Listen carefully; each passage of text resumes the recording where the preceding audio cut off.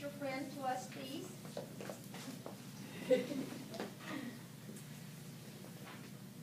Good job, Sam. Good job. Good job. If you do not know me, I'm Sam, and this is my friend Gage. Thank you. You're welcome. We're delighted to have you with us today. Do you not know me?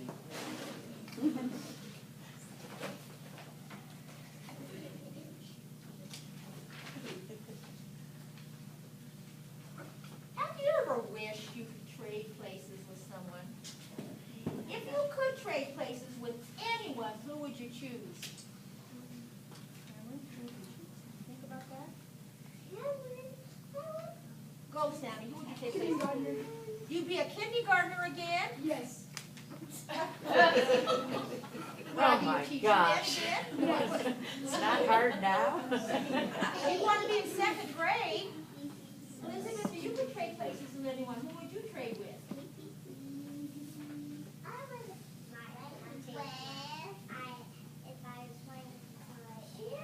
No, if you could trade places, what would you want to do? Trade places with anyone, who would you choose? You got to think about that. Laura, do you have an answer?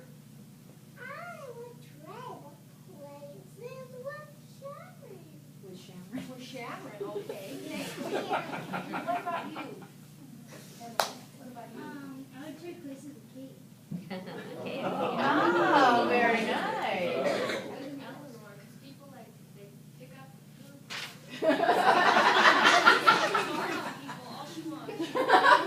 You know, that's probably not a bad idea to take places with a baby. What about you? I agree with Sam. You want to be that in 5 again. How many of you would trade places with a homeless person? You would? Okay, well, I'd like to see some of those hands up. Did you get anything you want to trade places with?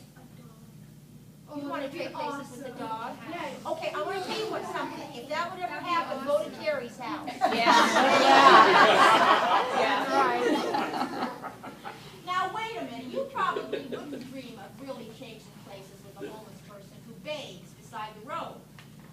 Well, it might not be what a person will wish for, but our story today is exactly what one person got in trouble in our Bible lesson today. It's the story of a rich man and Lazarus. It's kind of a really good story. It's out of the Gospel according to Luke. There was once a rich man, expensively dressed in clothes of the latest fashion.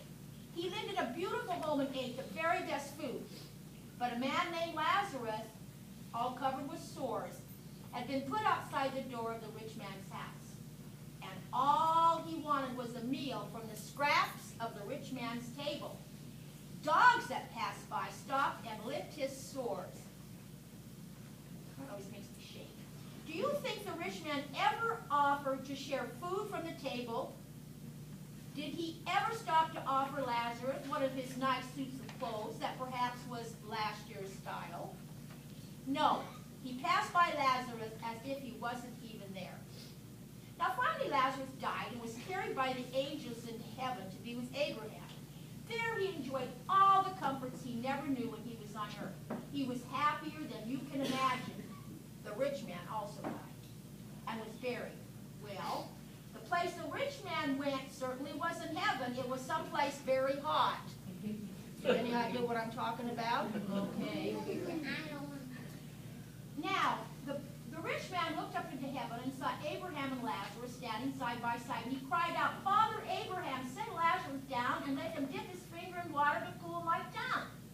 And Abraham answered, "Don't forget that when you were living, you had all your good things, and Lazarus had nothing. Now he's well cared for, and you are in pain. And besides, there is a deep ditch between us, and no one from either side can ever cross over." Boy, I tell you, that's some harsh words, isn't it? Even though he didn't have very much when he was on earth, Lazarus trusted God to take care of him. That is what this story is about, and that is what God did. He sent his angels to take Lazarus to heaven. The rich man, on the other hand, didn't think he needed anyone, let alone God. He had everything he thought he needed, and that thought that he wasn't right, was he? There's an important lesson in this story about the rich man and Lazarus. You and I can choose where we're going to place our trust. We can choose where we're going to place our trust. We can trust God, or we can trust ourselves and think we know everything, and we have everything. If we put our trust in the wrong thing, we will find ourselves wishing that we could trade places. Let's pray. Father, we trust in your unfailing love. Keep reminding us to put our trust in you and not in worldly things or other things. Keep our hearts open when you speak to us. And we pray this in Jesus' name. Amen. Okay, now. Boy, JJ's going to be sorry. That's all I know. Don't touch. No. There you go. Don't touch. Her. Now, these are little bags. I'm not telling you what's in them. I'm not telling you anything. No touching. No Wait, touching. Laura, wait. You can use this to put your lecture tomorrow.